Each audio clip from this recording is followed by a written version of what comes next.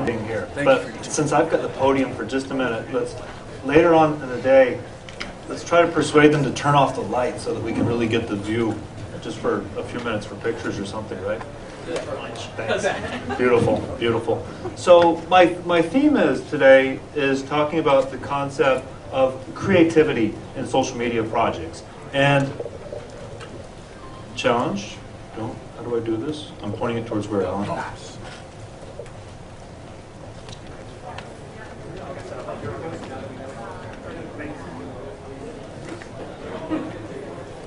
There we go.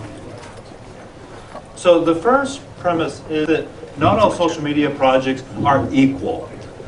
Social media marketing is still somewhat new, so we tend to think of things as, well, we've got social media projects, but there's a lot of different types of social media projects that we've identified. And the first and foremost, of course, is brand maintenance. So if I'm doing brand maintenance with social media, I'm monitoring my brand, I'm responding to people, I'm just sort of doing the things I'm supposed to be doing. I'm creating social media accounts everywhere, I'm owning my real estate. That's all brand maintenance, as opposed to, let's say, reputation management. So if I'm BP during the Deepwater Horizon oil spill, I'm not doing brand maintenance at that point, I'm doing reputation management. And my engagement with social media, which, by the way, that is the point which BP really started getting engaged in social media, unfortunately, where they really had to play catch up. Another type of project is doing community building. Again, that's different than just the brand maintenance, because at that point I'm really trying to develop my own leadership, my organization's leadership within a particular community. I may even be building a community. There's influence projects in social media. In our influence projects, for instance, we'll identify influencers within different subject areas, really follow those people, really engage with those people with certain measurable outcomes that we're trying to achieve. We're trying to get them to talk about our brand, for instance. In one campaign, we worked with the now gone Steuben Glass. We were following and engaging with certain influencers, which ended up creating front page articles in the Robb Report on that brand. That very much came out of that work. So that's an influence project. And finally, we get to the big splash project. These are the creative projects. These are the things that when most of us talk about social media, things that we hear about in the news, we're often talking about the big splash projects. One of the most famous has been the Old Spice guy. The Old Spice guy, we could probably write a book about the Old Spice campaign. A lot of people think that Old Spice, that it is the Old Spice campaign that really put them on the map. We forget that they were already developing leadership in the men's body products even before that. P&G bought them about a couple of decades ago now, but they were still languishing. There still was a very strong association of the brand with my dad's, smell, his aftershave. And they wanted to break that. They wanted to become a little bit more appealing to the millennials. Now, one of the things that Wieden and Kennedy did was they did that good marketing 101 research. And they found that much of the men's body products were purchased by girlfriends and wives. And yet, the marketing for men's body products were women, very well endowed women, usually bending over to show you their endowment.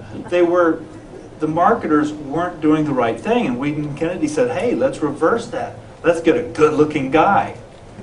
And some of the other things they did was they by the way, they didn't start off in YouTube. When they got into the social space, they actually started in 4chan. And 4chan, as you know, is an extremely dangerous place. It's a place where millennials hang out, and they love being irreverent, so it was very risky. I try to imagine doing a campaign like this with just any company. There's a lot of companies that would just, there's no way you're going to go out there and do this on behalf of our brand. And PG encouraged it and allowed it with Wieden and Kennedy, and just a lot of very magical things came together. And I'll talk about more of those in a second. Another very lovely campaign was the hoodie remix campaign that the Knight agency from New York did for Champion. Now, hoodies and Champions were just like, oh, this is gym gear. And they did this thing where users could come to the website and design their own hoodies. They had something, I believe the number was they ended up with over 750,000 people came in and did custom hoodies on here. They then had winners. They even sold the winning design, and you could get that as a custom thing for a while. It was a beautiful campaign. One of my favorites, the Pepsi Refresh campaign. Pepsi said, you know, we're not going to put this money into the Super Bowl this year. We're going to give it away. This beautiful step happened. So they said, well, wait, tell us who we should give it to. They had a first step engagement. And then after people nominated all of these nonprofits, Pepsi then said, well, now you can vote. So again, people were getting engaged at different levels. And finally, they gave the money away. So there's places all over the U.S. that are very, very indebted to Pepsi and feel good about them. The Saatchi and Saatchi Quicksilver campaign. And by the way, I'm not putting up videos on any of these. You can easily Google them. With this one, all you have to do is Google dynamite surfing. So what Saatchi and Saatchi did was the video, when you see it, you see a bunch of urban youth, and it's like this really rough, grainy video. And a kid runs over onto a bridge and takes a stick of dynamite and throws it. Well, first this other kid's out on a surfboard in the middle of this lake, in the middle of a city park lake. They throw the dynamite in, kaboom, makes a wave. The guy gets on the surfboard and surfs the wave. As you can imagine, surfers loved it. They shared it all over the place. It was in the surfing magazines, all sorts of things. The entire thing was made up, by the way. You can't throw a stick of dynamite in a pond and get a wave. It was a composite video, but it was artfully done and spread like wildfire. We could sit here all day and find campaign after campaign, viral video, the Evian dancing babies and the flash mobs, just lots of them. And we think about it, we go, well, what do these things have in common? And we go, well, listen, all of those campaigns, they had big budgets, right? They had fabulous media buying. Many of them even bought placement on the Super Bowl as well. But not all of them did. We see a campaign like Blendtex. And Blendtec has gotten a lot of wonderful press, particularly by social media marketers. And their original budget was a couple $100, cheap little video cam. But for this size of company, the fact that they've got 88,000 followers, certainly in a lot of enterprise organizations, 88,000 followers is not significant, but for a company of the size of Blendtec, it really is, and really did help stimulate their sales to a great degree.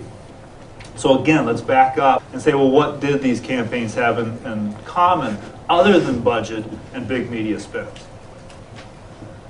The first thing we find that's fairly ubiquitous, and by the way, as I go through these steps of things that fun or successful creative campaigns have in common, they don't all have all of them. They usually have a few of them.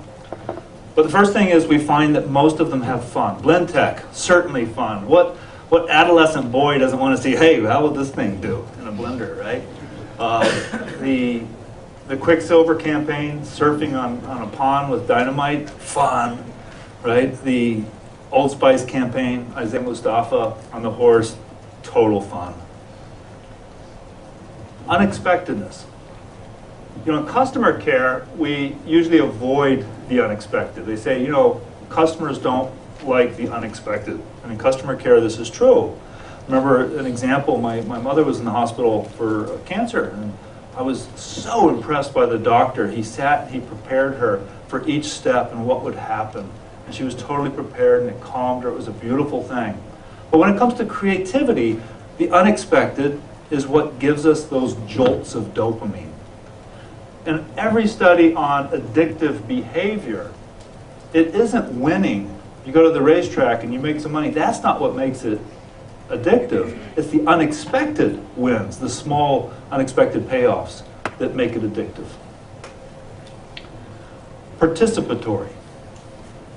One after another, we see the successful creative campaigns, in one sense or another, engage people so that they participate. There's something about the kinesthetic experience of actually being involved. It embeds it more in the mind. You become a part of it. You have buy-in. The Pepsi Refresh, one point after another, how can we get people engaged? That's what really makes this difference, by the way, than a viral video that I post, and yeah, it's viral and people share it, that's cool. That doesn't necessarily constitute a creative social media marketing campaign. Cross-media, also known as transmedia. The campaign that is in this picture up here is the Uniqlo campaign. Now, Uniqlo is a Japanese retail clothing store. Very big in Japan. They want to go global. In fact, not unlike Coca-Cola, they want to grow by 2020 over 20% a year. And they're out to do it. They just opened a flagship store in Manhattan. And the beautiful thing about this new store in Manhattan is they had this marketing campaign that wherever you went, they had ads. But it wasn't just ads. They were on buses, on taxis, throughout the subway. But the ads told stories. And one of the things they did was they went out and they found typical New Yorkers, typical in a sense like, well, the guy who's the head of a ballet, the guy who has a marketing agency, somebody who runs a nonprofit, real New Yorkers, influencers within the New York community. And they got their stories. They told the people, listen, if you'll be in our ad campaign, by the way, we'll donate money to your cause. So all of these people, some of them, Susan Sarandon, the actress is up there, they're like, sure, this is fabulous, I'm with you. They have a website that you can find that not only talks about the people, has video clips of the people, but then also links to their social media. So they're really getting these New Yorkers involved. But the beautiful thing is that as you're going through New York City, you're being exposed to different elements of the story. And that's what real transmedia is. If you're interested in transmedia, look up Henry Jenkins. He's like the guru of transmedia. Most of his talking about transmedia is not for the point of view of marketing, it's simply for transmedia storytelling. And he talks about very strong points of transmedia, what makes transmedia successful. And the difference is, one is that it's very spreadable. It has spreadability as opposed to drillability. One story might be, a very vertical type of storytelling is that it embodies a lot. And transmedia, it wants to be spread. It has continuity versus multiplicity. One of the differences there, and that's the same thing we go down as we talk about seriality or immersion versus extractability, is in transmedia, it's not like I'm taking one story, putting it in an advertisement, taking that same story and putting it in another ad and another ad, that saturation marketing that we're so accustomed to in the past 20 years. No, this is taking pieces of the story, and you may get part of it in a billboard, you may get part of it in a comic book, you may then go into a store where they got a little action figure that's part of it. The story continues and weaves all over the place. It has seriality and subjectivity, meaning that it's not all told from one viewpoint. You may get one of the characters in a story, their diary, and then yet another character with their side of the story. So it becomes very immersive, the whole concept of transmedia. What's compelling about this new transmedia thinking that's coming to the fore is as it's starting to play out in marketing. This illustration is from a talk that Coca-Cola gave at Cannes, and it's probably the best piece of thinking I've seen on social media to date. If you're not familiar with it, you can go to YouTube and search on Liquid and Linked. It's their presentation of how they want to grow their company. They want to double revenues by 2020. Now imagine a company the size of Coke saying we want to double. It's audacious. And the cool thing is they're talking about doing it through storytelling, social media. And they talk about one-way storytelling versus dynamic storytelling. They talk about storytelling that's serial, that's continuous, that is involving people. This is Coca-Cola that's saying this, one of the most successful brands in the world. And they're talking about their legacy of storytelling.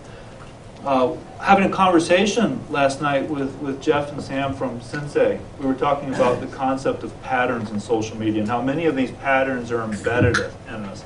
And yet there's possibly no stronger patterns that are embedded in us as people than the concept of storytelling. That the second we start seeing these mythological patterns occur, our brains and our souls jump right in there. And if as marketers we can bring that into our work, that's pretty incredible. In Coca-Cola's own presentation, they talk about serial storytelling. So I'm not just telling you one story, I'm telling you a piece of a story that continues. Telling about multifaceted storytelling, spreadable storytelling, stories that want to be spread. And immersion and discovery, things that allow people to become a part of it, and total engagement through storytelling. So again, this is Coca-Cola. This is how they want to double their business. The concept of storytelling also comes into play in a type of project management we do in our own company that comes from the application development world. It's called Scrum, Agile programming, you'll hear it referred to as. And in the old way of developing software, somebody would create a model for the software, design the whole thing, interview stakeholders, and then the programmers would go and work on it. And then the stakeholders would come back and they would add things. And usually software projects went awry. Always these big boondoggles. It started out as a $1 million project, becomes a $20 million project. So they started developing this way of doing projects that was very different. And what happens is that the people leading the team create stories from a customer's viewpoint. How can we get what we need? What are the customer's needs in creating these stories? So as a role, so I may be a customer, and as a customer, as somebody interested in figurines of dogs, or I'm a dog lover. As a dog lover, I want to more celebrate Airedale Terriers so that they can be more a part of my life. That's a rough story, and you can develop stories that are more particular. You can find different roles, different goals and desires. But by bringing these stories into your own project management for social media, you're seeing the world not from your viewpoint, just trying to add revenue, but from the customer's viewpoint and trying to add more value, becoming part of the value-adding equation. Alex Osborne was the president of BBDO. He was the O in BBDO. BBDO, as you know, was one of the famous agencies. It still exists today as part of Omnicom. It was seen as being one of the great inspirations for the TV series Mad Men. Osborne, a marketing manager, invented brainstorming. He was seeing that his people were just too fixed in their thinking sometimes. So he said, how can we change this? And he started thinking of some rules. And in this photograph, you can actually see the poster where they have ground rules. And one of the primary ground rules of brainstorming is, look, any idea goes. And if somebody's laughing at an idea, even better. All voices need to be heard. Today we know that sometimes in brainstorming, it doesn't always work that way. Sometimes there's individuals in the room who are very persuasive, strong personalities, and the quieter introverts aren't getting their ideas out. So sometimes we'll do things like write ideas down on paper and then share them or circulate them around the room. So a lot of interesting things you can do with brainstorming. If you find that a team is particularly stuck in ideation, have them all put on masks. Bring plastic masks. Any trick you can do is fair game, right?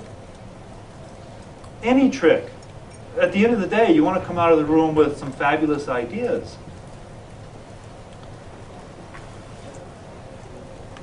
Genrich Altschuler, a Soviet fellow, worked in their patent office there. And this is going back to the 1940s. He looked at not hundreds, not thousands, tens of thousands of successful patents, technology patents that were coming through. And what Altschuler started to see was that there were certain patterns of problems and certain patterns of solutions. And he thought, you know, instead of every inventor kind of going into their little dark invention cave and trying to come up with great ideas, what if they started by approaching these types of things structurally? And he developed a system, it's a Soviet, or it's a Russian acronym called TRIZ. It means something in Russian, something about structured, innovative thinking. And he really felt he was onto something. This is a couple of examples here under his 40 inventive principles. One is the concept of if the problem has to do with a certain complexity, the segmentation, sometimes breaking up the solution into different parts of segmentation. And one of the great examples is, I've got a very long bus, I'm trying to get more people on a bus. Well, you break the bus in two and make one of those flexible hinged buses, this type of thing. to a great degree, we can also apply these ways of thinking towards marketing problems as well, that instead of just going into a room and going, gee, how do we solve the world's problems? If we think in terms of, well, one of the problems is needing to grow market. What are some of the typical types of solutions that we can find? By the way, Altshuler was so convinced of his ways and so convinced that the Soviets were doing it wrong, he would write these letters to Stalin. Stalin, you gotta fix things. And they threw him in a gulag where he almost killed him. He did come out alive at the end and was able to be productive at the end, but he was in a gulag for somewhat well over a decade. I think 2 decades. In our own social media marketing process, we've divided it into very succinct steps. We always start out with desired outcomes. Now, I use this very difficult term, desired outcomes, as opposed to goals, as opposed to objectives, as opposed to metrics, because there's a landscape in the world of desired outcomes. We have vision. Vision's very fuzzy, it's very big, and we slowly move across the landscape from vision to that of goals, to objectives, which are steps on the way to goals. By the way, if any of you are confused over the phrase goals and objectives, throughout the history of business and how these terms were used has actually flipped. Early on, originally, goals were steps on the way to objectives, and somewhere it flipped and objectives have become steps to goals. So if you're confused about that, don't feel bad. It's very confused in the business literature, but it's pretty much become, in the past 20 years, sort of more embodied in that idea. And then finally, we get very particular metrics. So the more we work around developing these very clear notions of what we want out of it, as Stam's talked about on many different levels throughout the organization and finally in the C-suite, it's very critical.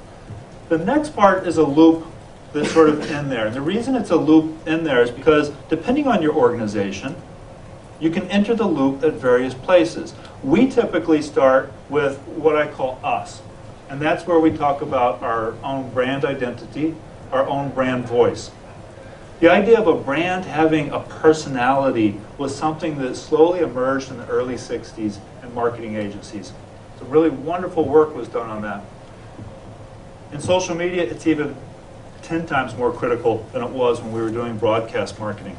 In social media, we have to have a very clearly defined us, who we are, so that as we go out into the space and engage with people in communities and with influencers, that voice has to be very succinct. We're also dealing with multiple voices in an organization that have to maintain their own unique identity while at the same time having the organization voice. That's an interesting challenge. Them. Them is them. We go, we have traditional segmentation. We've got behavioral. We've got geographic. We've got all these different types of segmentation that we can take. And in social media, we take it a step further and go into what we call hyper-segmentation. So let's just say I'm selling animal figurines for Steuben, and they make all sorts of animals. Well, there's wildlife animals, there's farm animals, there's domestic animals. And domestic animals, we've got dogs, fish, cats, all the things that people love, ferrets. And dogs, I've got obedience dogs, I've got working dogs, I've got all the different breeds of dogs. And the different breeds, I've got, again, I'll use Airedales as an example. And in the Airedale Terrier community, there is a club down in Atlanta, Georgia, called the Greater Atlanta Airedale Terrier Kennel Club. So if I bring my micro-segmentation down to the level, I've identified a very, very small, compact community around an interest area that I can now target in social media. We did the same thing for Grammys Foundation. Who's interested in music? Well, everybody's interested in music. Who cares about whether musicians, if somebody hurts themselves, that they get care? Well, then we start getting to interesting groups. One of the things we did was we looked at, well, there's people in music education. And in music education, there's people in schools. In schools, there's people at Berkeley. By the way, at Berkeley, they have people who love world music. And in the world music group, there's people who love Zydeco. I'll take it one step further. In Zydeco, there are people who love dancing in Zydeco music. They are a very small niche group at Berkeley, and they have a Facebook page. By identifying those micro-segments, we're able to go in and actually start to work with those people. Identifying the communities, and if the communities don't exist, we're going to work and creating those communities, or we're going to become part of existing communities. And then finally, we can find the influencers within those communities that we can target to work with directly. Now, the reason I said is that you can enter at any different phase. You may already have a very strong sense of the community that you exist in, and you might going in and finding the influencers. You may already have the influencers and need to better establish your voice or who the other micro-segments are. And this is the fundamental basis of our process that you can actually use for more creative work that generates the action plan. And now the action plan, you execute, you measure, how is it working, back around to the beginning.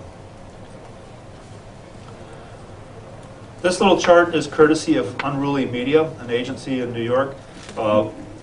If large brands have what they call a viral video and they want to help get it out, they bring it to Unruly, and that's their job, is to help spread it. And they've identified that the sort of chart that they use to sort of measure whether a video has a high likelihood of being viral or not. And they divide things up into, well, does it appeal to the body, to the mind, or to the soul?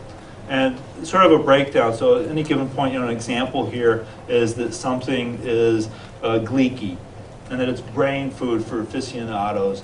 I think I actually have a little bit more there. We can actually see it a little bit better. Something that's very particular to a niche group, like unboxing the Xbox.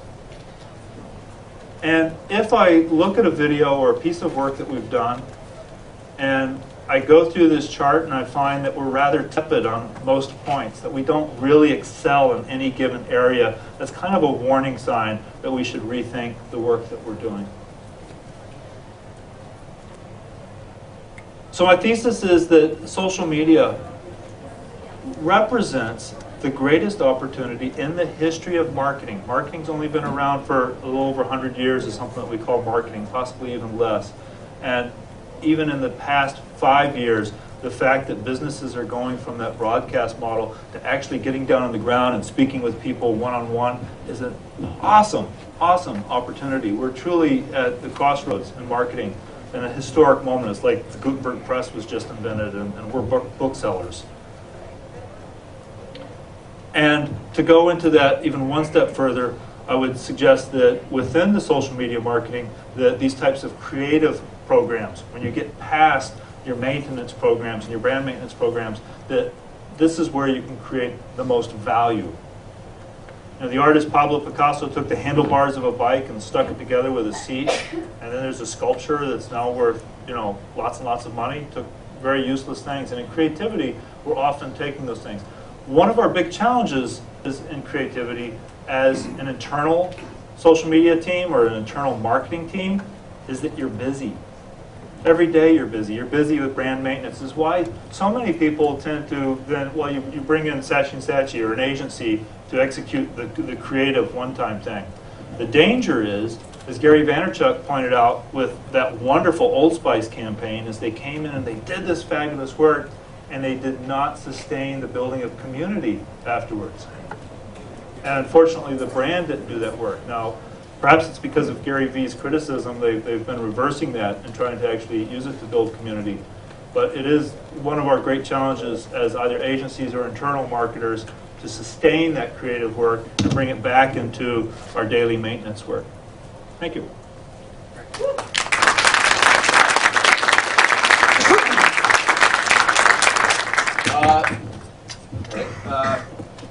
Got Rick, a couple things, and I really like what you're saying about the Old Spice campaign and how they, put marketing on its head by actually going out and doing real research.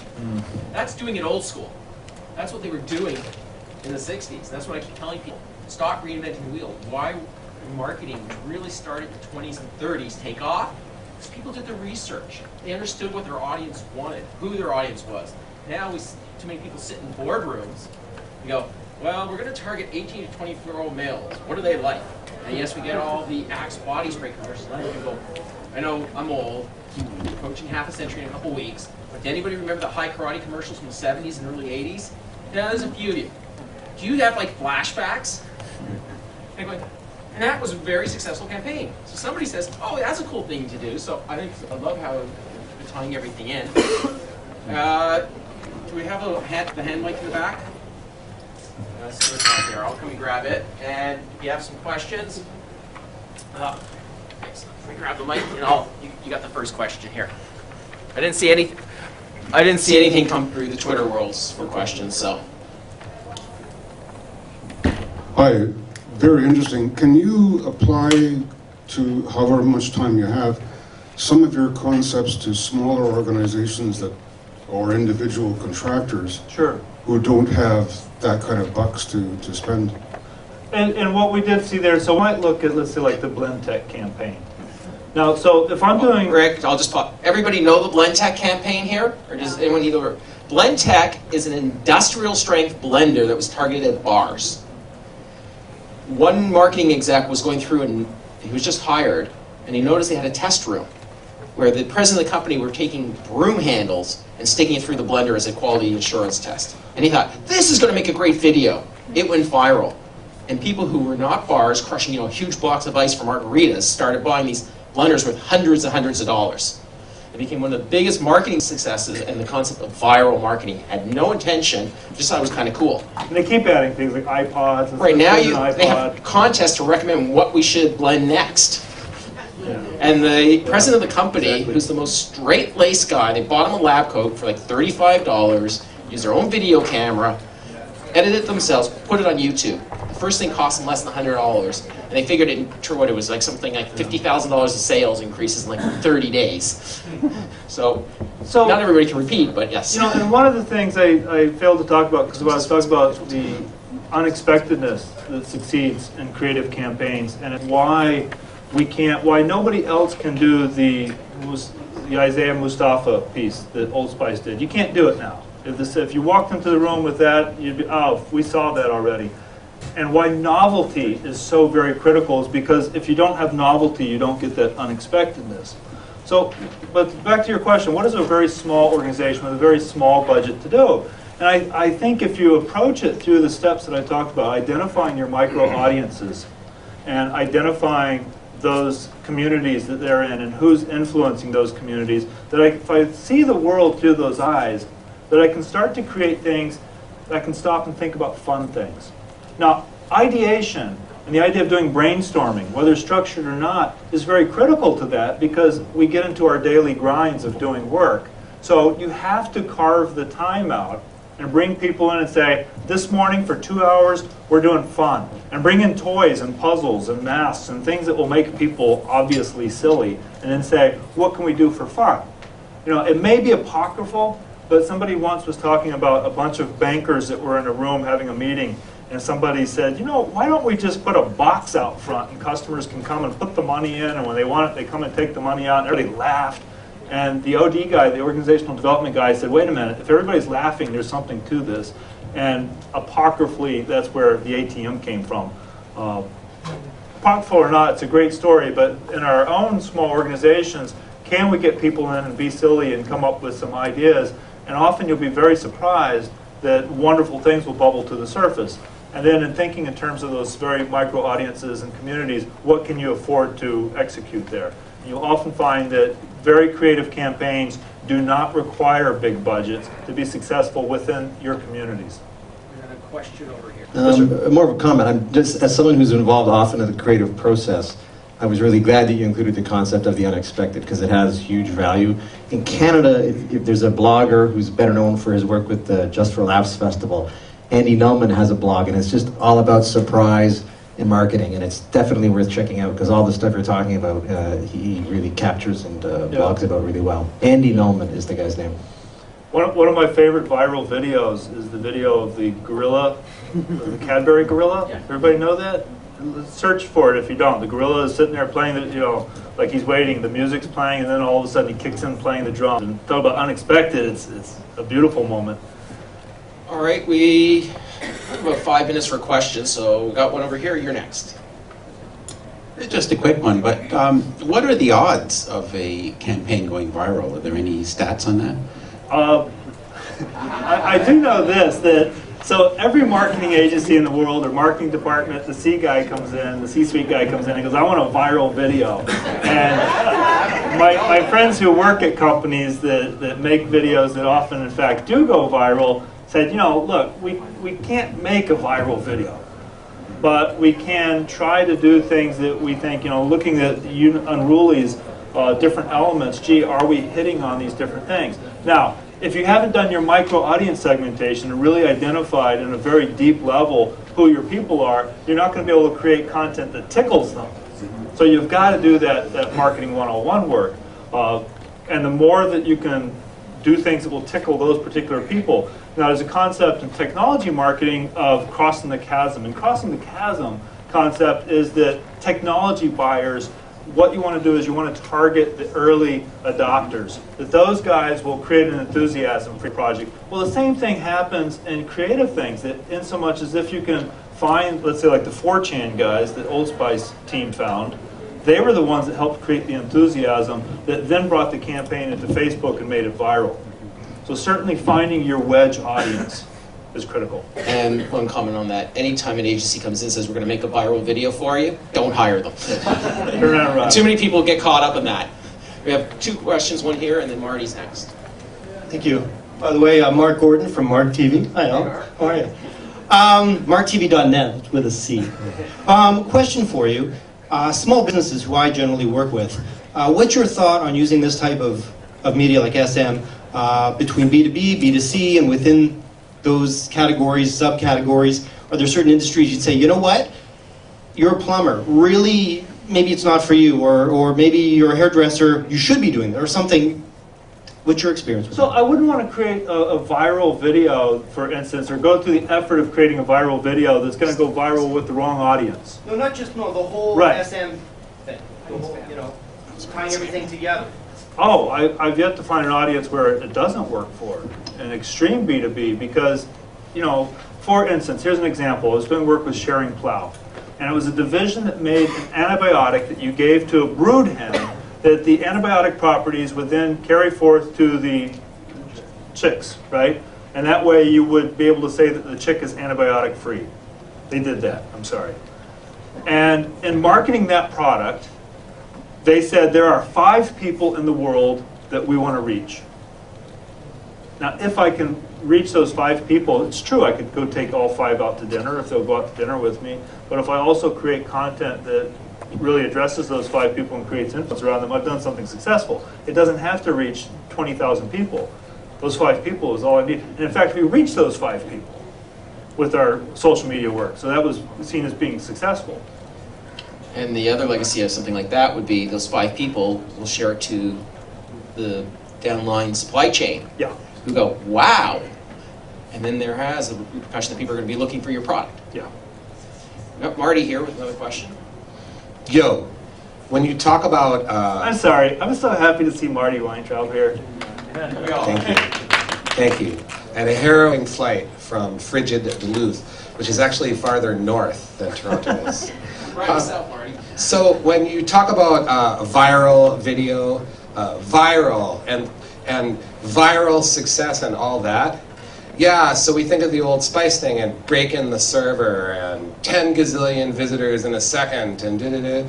But could you talk more about a continuum of success in smaller micro segments where you might not go, yes, I had 17 million visitors in 14 days, but success is not necessarily, like, could you speak to a continuum of viral success and different speeds that it moves at and quantity that is appropriate for the space? And You know, it's interesting, just finishing up a book, I felt that almost every single statement I made in the book could have been prefaced by this imaginary statement of depending on your business, and depends on who you are, depends on your vertical, depends on all that, and everything depends on your space. When we see something like Old Spice, and they had that very quick viral spread, people were sharing it, isn't this cool, isn't this fun? You know, probably if you looked at it, they were brand awareness, and associating their product with fun was something they accomplished. You know, could they then have done this very beautiful thing where they continued to have a dialogue or build tools that encouraged a dialogue? You know, so many of these things around social media platforms, the ones that are successful are because there's tool sets that are being built in that encourage not just me sharing this with my friends, thus getting viral spread, but encouraging me to actually have ongoing relationship and continuing to be a part of the thing. I think the the Hoodie Remix thing did that very well up to a point. If they had continued to make groovy, great-looking products out of that, that would have been really awesome. They could have continued it. So many tools could have been built to help create that. It could have been a whole hoodie world. They didn't, which is the unfortunate, the dark side of creative campaigns, that we do them, we get a big splash, we go, wow, it spread 500,000 times, move on to the next campaign. That's the dark side. And I think what Marty's getting at is, gee, how could we start to create leverage? Did I just say leverage? I'm sorry. I'm not supposed to use that word. Build upon. So that thing really carries through and becomes creates more value in the community. I think there are opportunities there. It requires a lot of thinking through how that particular community, what value they need and how we can build on that. That would, just as we wrap up, I tie that into what I talked earlier. This is building that social fire. Yes, with the Old Spice campaign, their Facebook page got all these followers, and they were having a great fire for a while. But what have they done lately to engage them? I'm not part of the fan, so I don't know if they are sending them coupons saying, well, sales are dropping, time to engage and participate. And that's part of it. You have to budget that, hey, this is a success. How are we going to move forward? So we're going to get ready for the next session. Let's give a big round of hands for our Dragon, for Year of the Dragon with Dragon. Is the book coming out? Sorry? June. His book's due out in June. So we're going to switch over quickly to our legal panel. And I guess they're outside doing a little last-minute prepping. Just give us a minute. By the way, later this afternoon, I'm going to be publishing a link that is going to have a transcript of all the tweets from today. So if you really missed some little nice key, or somebody tweeted out a link or a reference and you didn't have a chance to write it down, just need to grab one link.